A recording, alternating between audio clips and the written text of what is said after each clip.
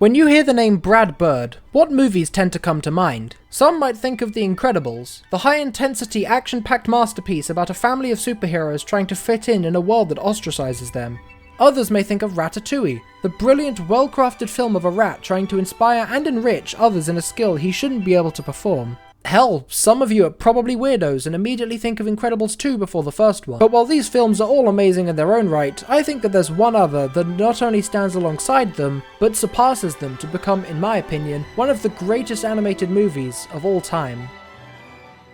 The Iron Giant was released in 1999 as a loose adaptation of the 1968 book The Iron Man, written by Ted Hughes. Sadly, however, it ended up being a financial disappointment. Greatly so, unfortunately, thanks to the last-minute announced release date forcing a rushed finishing of the movie and almost no marketing to be seen. The movie may not have been a big success in terms of its impact on WB, the studio behind the film, but it would start to gain a cult following many years down the line. Nowadays, it has been getting more and more attention to the point where the titular character is even making appearances in other media, like the Ready Player One movie and the video game multiverses. Because of this, it's clear that there are so many people who look back fondly on this movie, but it's not one that stands out as being an all-time great to most people, not even compared to some of the director's other works. So I've made it my mission today to show off the true mastery of fiction that this movie really is. Here's why The Iron Giant is an underappreciated masterpiece.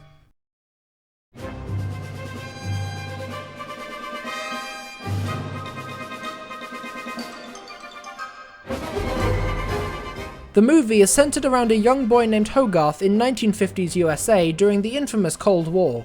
Since this was a time of great fear and paranoia, when he finds a giant metal robot in the middle of the woods and starts to befriend it, he decides it's best to hide it from society. This becomes a lot more difficult, however, as people are slowly catching word of this giant creature, and they want to seek it out and destroy it for the safety of their country. As he continues to hide the giant, he goes through a lot of fun and moving experiences with it that allow us to see many more sides of this robot. The film covers a lot of topics with this plot, going over themes such as the consequences of violent actions, the humanity of those different to us, and how to show empathy for others. Lots of really deep, thought-provoking stuff despite it being in a quote-unquote kids movie, which I think is a really impressive feat, and they don't show away from any of the really heavy stuff in this film. There's more that I'll go into regarding the story later, but for now I think it's a good idea to talk about the characters in this movie and just how good they really are. So to start off, we have the protagonist Hogarth and his relationship with the giant. This intrepid young boy is a very endearing and likable lead character. At the beginning of the movie, he's established very quickly to be a caring but rebellious kid, most notably shown when he brings in a squirrel to his mother's restaurant to keep as a friend, not a pet. He makes a really solid lead thanks to his childlike innocence of the world, allowing for an easily likable protagonist. But on top of that, he's also a very caring individual who, in one of my favourite scenes in the movie, decides to go back and help the giant in its moment of peril during its electrocution at the power station. It's also in this moment that he becomes the catalyst for the event of the story to take place. Upon the giant finding him later, Hogarth is able to grow attached to him and show him the wonders of the world. He doesn't really know a lot initially, but thanks to Hogarth's teachings of what the world is, his lessons of morality and how to have fun, the two form a really close bond. It's also thanks to these simple lessons of morality that the giant is able to develop over time throughout the movie, saving lives and helping those in need. He's just such a kind and gentle soul that genuinely means the best for everyone, and with a very endearing voice and adorable mannerisms. It's no wonder why the character is so beloved. The two of them make a great partnership throughout the film, and it's definitely one of my favorite aspects of it. On top of those two, however, it's definitely a good idea to discuss the other main characters throughout the movie, the most notable of which has to be Kent Mansley, the movie's main antagonist. His motives lie not just in the country he serves in his search for the giant, but also in his own personal gain for raising his reputation. He's shown very quickly to be, quite frankly, a bit of an ass. He's constantly belittling people, he throws constant tantrums, and he's even willing to go to the measures of separating a child from his single mother to get the information he needs, and even chloroforms Hogarth, a small boy. Yeah, this guy's a jerk. However, where he becomes a massive threat is in his manipulative methods of getting what he wants during the climax of the movie, and his self-centered interest causes him to panic and nearly kill a whole town full of people before he attempts to flee for his own life. Sure, he's not physically a threat to the giant, but his ability to get others with powerful weaponry under the hands of an overeager madman, along with his frequent humorous moments, make him a great character in my opinion. There are several other characters in this movie which are great, like Annie, Hogarth's mother, who has some great moments to shine, and is just overall a very likable character. However, the last one I'd like to mention in depth is Dean. He is established to be a little bit of a goofball who sticks up for the little guy, so he's easily able to grow attached to Hogarth. Upon his first interaction with the giant, he starts off a bit hostile towards it before he slowly comes around and starts to really enjoy his company in some very funny scenes that endear us to both characters well. Upon the giant's accidental attack on Hogarth in the later stages of the film, he is a brilliant source of conflict as you can easily understand why he thinks the way he does, and he is just a delightfully fun character to watch. So in total, the characters in this film are great and they are very easy to get attached to, which means that the film is easily able to tell the story at once, even alongside its main messages.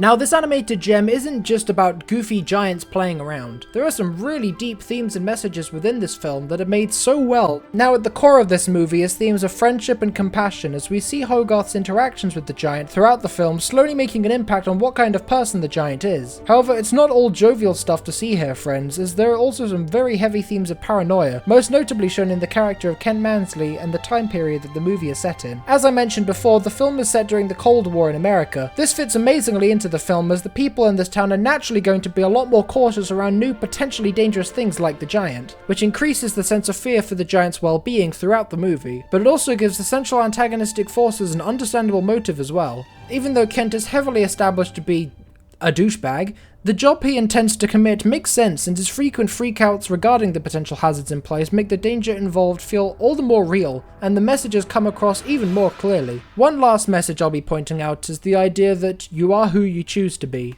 a line that is brought up several times throughout the movie. The idea behind it is most notably shown in the giant himself. He is shown numerous times throughout the course of the movie that he is a destructive weapon that is designed to commit mass murder.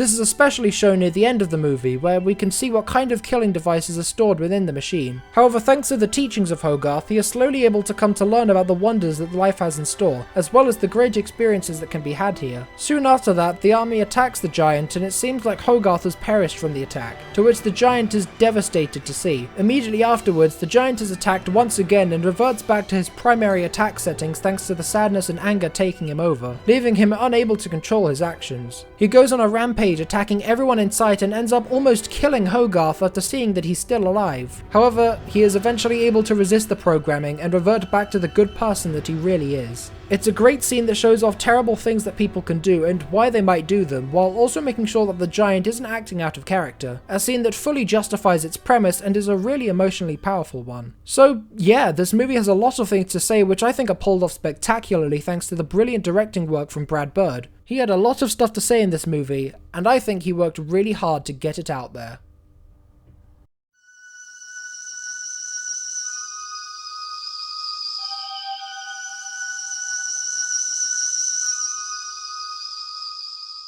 In terms of both the visual and audio aspects of this movie, it's just absolute brilliance. The film's incredible lighting and animations are amazingly made, expressive, and generally just nice to look at, a feat which is even more impressive considering that the film came out 25 years ago. A great scene that shows this off is during Hogarth's first encounter with and rescue of the Iron Giant. As Hogarth ventures into the forest to find what destroyed his TV antenna, we can see the truly incredible looking lighting as it moves its way across the landscape, showing off the intricate but not distracting background details. The color palette is rich, the animations are smooth and very easy to follow, and the facial expressions nail every emotion. On top of that, the music is amazing thanks to its brilliant pacing alongside the scene it's in. One of my favorite examples is this shot here, where Hogarth is looking up at the giant's wake of destruction.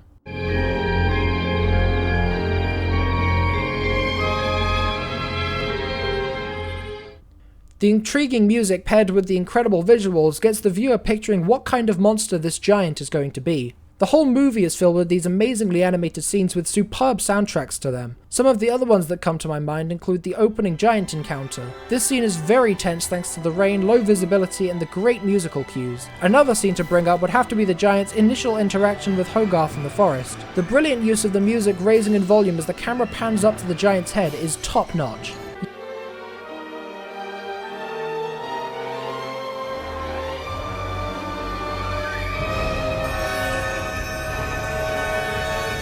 Yeah, this movie looks and sounds amazing. The music is one of my favourite movie soundtracks in the history of filmmaking, and they vastly improve every scene that they occupy. One other thing I would like to bring attention to is the giant himself. On top of the really endearing vocal performance from Vin Diesel, yes, that Vin Diesel, maybe that's why I love Groot so much. The giant is also animated really well. While the majority of the film is obviously animated in a 2D art style, the giant himself is actually animated in full 3D. It's done in a way that makes it not look out of place, but different enough to know that he doesn't fit perfectly in, which patterns brilliantly with his actual position of being a robot from another world. So yeah, in short, the film looks and sounds absolutely incredible. Unfortunately, there is sometimes the occasional issue with me, with some of the characters being a bit unnaturally quiet during their scenes, so they're occasionally a little hard to hear. Maybe something's just wrong with my TV, but I don't know. But that's basically all I have to complain about from this entire movie. Moving on from that, however, I think it's time to talk about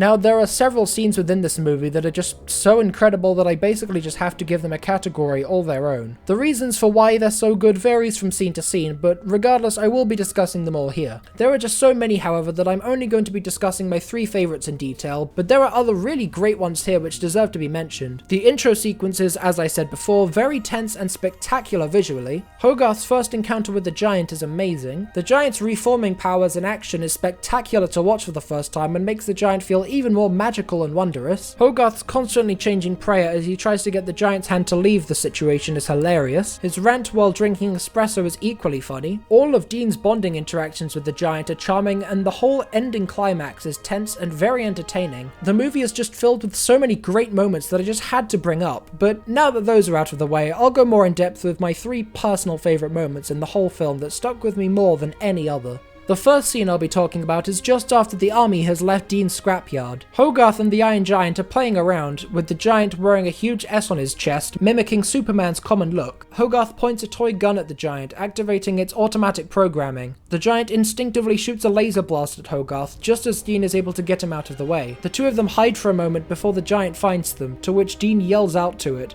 telling him to get back! It's immediately clear to the audience that the giant had no say in this and that he didn't want to do it on purpose, which makes it even more devastating that the giant decides to run away in order to not harm anyone else. It's a beautifully sad scene that shows every character in an amazing light. Even Dean, for he was just trying his best to protect Hogarth. Plus, he soon realizes that he made a mistake and immediately tries to fix it. The scene is just really well made. Another scene that works amazingly is the giant's sacrifice at the end of the film. Upon Kent instinctively launching the nuke towards the town, the sirens blare and Hogarth explains to the giant what the nuke is going to do. The giant looks to the people in need and then looks up at the sky, realizing what it must do. He turns to Hogarth and repeats the same words that were said to him in their first encounter. You stay. I go. No following. The giant launches into the sky, ready to collide with the nuke. I honestly can't say anything more here, just listen. You are who you choose to be. Superman.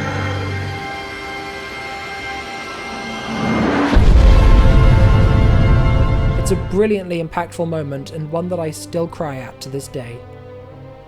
But not even that, in my opinion, can beat the cinematic brilliance of Hogarth's description of mortality.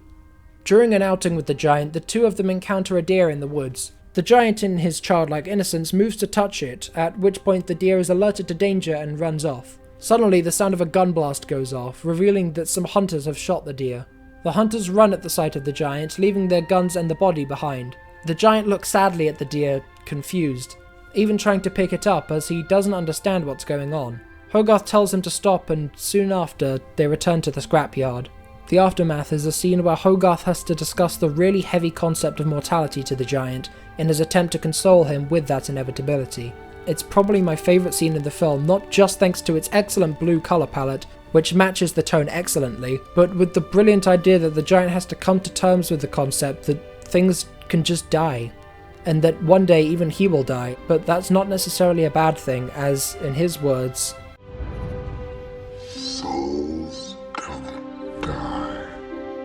It's a truly beautiful scene that is so heartbreaking for this poor gentle giant to have to experience. The idea of telling a small child about the concept of death must be a really upsetting and morbid topic on both parties, and having that here not really dumbed down for the kids is excellent. It might just be one of my favourite movie scenes of all time.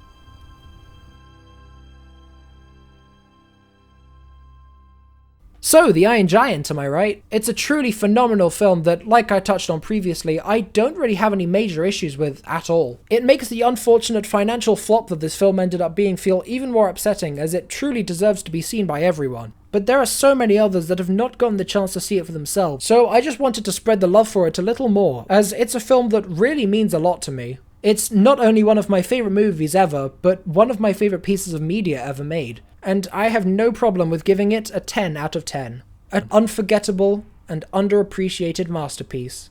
But I'm curious to hear what you all think of this movie, so be sure to comment your own opinions on this movie for yourself. Consider subscribing if you want to hear about more games, movies, and TV shows, and I wish you all a great day. Bye!